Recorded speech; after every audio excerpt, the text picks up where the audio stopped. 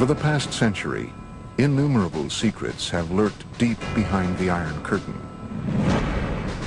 Case in point, a 50-year string of mysterious incidents that many say include UFO crashes, dogfights, and underground reverse engineering at the most top secret of all former Soviet military bases, Kapustin Yar. Some even say that this base was the site of a mysterious incident that took place in 1948. A spectacular UFO crash landing. It's 1948, suddenly a cylinder appears over Russia's most sensitive airbase. There's no question that Joe Stalin was interested in crash saucers, was interested in alien technology. There's nothing in which I just believe. In this case, I know that UFOs visited Kapustin Yar.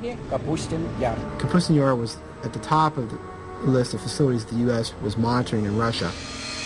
Go behind the barbed wire at Kapustin Yar as we reveal for the first time the detailed classified accounts of this reported UFO crash. Did the research following this incident help the Soviets win the space race? I'm sure the Russians have done their darnest to reverse engineer anything they can get their hands on, whether it's American or German or alien. From never-before-seen reconnaissance footage of this secretive base, This U-2 imagery of Kapustin Yar is the first time anyone outside the CIA or the intelligence community has looked at it. to an exclusive look deep underground into Kapustin Yar's UFO Research Center. They buried the most secret facilities within the base that was secret within the base. The incident that took place at Kapustin Yar in 1948 remains a Soviet-era enigma, a seminal event that UFO researchers still call Russia's Roswell.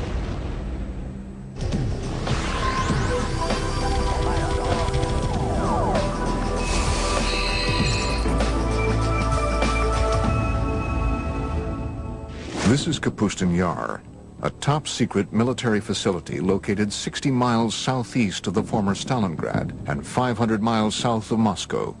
Built under the personal direction of Joseph Stalin, it is Russia's oldest and largest military facility. Its activities over the past 60 years have fueled controversy over what really goes on behind these walls.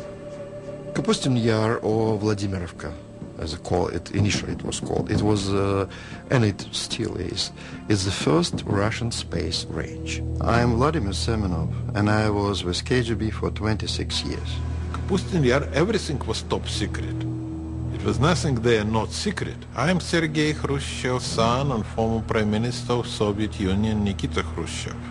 Less than a year after the Roswell crash made headlines around the world, many believe that this Russian base may have experienced a landmark UFO encounter and crash of its own.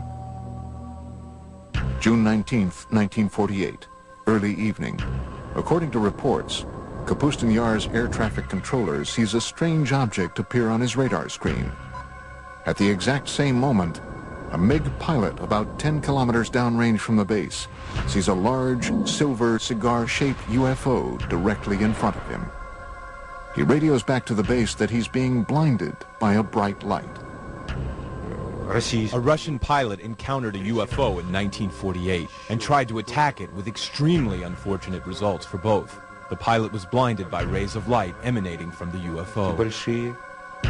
It is believed that under direct orders from Soviet Air Force Commander-in-Chief Zyugarov, the pilot engaged the UFO for almost 3 minutes before launching a missile that was finally able to bring the object down.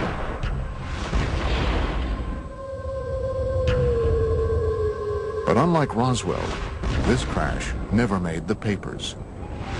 It's 1948, it's a secret airbase. Suddenly a cylinder appears over Russia's most sensitive airbase. They scramble the MiGs. It's a dogfight. Russian pilots are good. And imagine this plane getting right on top of that craft. The MiGs fire their rockets as the directed particle beam weapon explodes the MiG, and they both go down. Reports suggest that the blinded pilot, in his final attempt to regain control of his MiG, was hit by the object's weapons and perished along with his airplane. What did the aliens use? What were they firing? What they were probably using was a particle beam weapon. We know what the MiG used. It was the things that the Russians were using at the time. It was firing its guns, it was firing its rockets, and it was firing some very early version of a missile. Somehow, that MiG was able to break up the anti-gravity envelope that surrounded the craft. The cigar-shaped object couldn't stay aloft anymore and crashed. And the Russian retrieval teams, overjoyed that they have their first spacecraft, jump on this thing, and they take it underground to Zitkar, and the Russian secret UFO program begins. I'm Bill Burns, publisher of UFO magazine. Let's face it, everybody wants to get his hand on a flying saucer. It's a wonderful weapons delivery and defense system. I'm Stanton Friedman. I'm a nuclear physicist, lecturer, ufologist. This 1948 crash is one of many strange events that has turned Kapustin Yar into an even more mystifying version of America's Roswell and Area 51. The Soviets had to get their hands on what we had. We had the Roswell crash. We really had a storehouse of technology that we developed in the early 1960s out of Roswell. The Russians didn't have that. Well, how do you get that technology? It doesn't just fall out of the sky. You go after it. And the Russians went after it by embarking on suicide missions. Anything they could do to get their MiG pilots to shoot down an extraterrestrial spacecraft was fair game. From the time it was constructed in the early 1940s, Kapustin Yar was cloaked in secrecy. It is a place where it is said the Soviet Union's top researchers, scientists, and military specialists were sent to develop highly classified Cold War technology and weaponry. I know everything because I spent months and years in the Kapustin Yar working there testing our cruise missiles that we designed for the Soviet submarine to sink American aircraft carriers. Kapustin Yar was on a very short list of facilities that the U.S. intelligence wanted to get imagery of. There are basically the three things going on there. They're testing surface-to-air missiles, they're testing surface-to-surface ballistic missiles, and they're also testing air-launched missiles, cruise missiles. All three are going on at the same place, and so it's of high interest to U.S. intelligence. In fact, the building of the base was so secretive that when a small town nearby was deemed by the Soviet military to be too close for comfort, its residents were evacuated, and it was simply eliminated. The name of the town? Zitkar. Zitkar is a small town just a few miles downrange of the Kapustin Yar test complex, and basically probably what happened was the Russians decided that due to people seeing what was being tested, it would be better to just close that town off. Many researchers believe the name Zitkar was subsequently assigned to the highly classified subterranean UFO research center beneath Kapustin Yar. There is an idea that in Zitkar and Kapustin Yar there is a storage point for crashed UFOs and corpses of the visitors and members of their crew.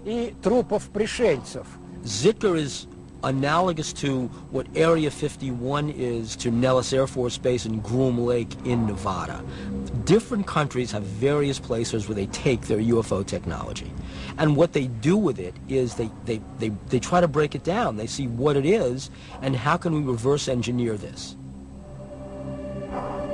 But long before the 1948 crash, the area around Kapustin Yar and the skies over Russia have been home to many other well-documented and eerie encounters with UFOs. Some date back to a time before what we know as Russia even existed. Russia is a huge land. UFOs have been sighted over its territories for, I would say, thousands of years. I am Paul Stonehill, co-author of UFO USSR. One, which is quite famous, was sighted back about 950 AC.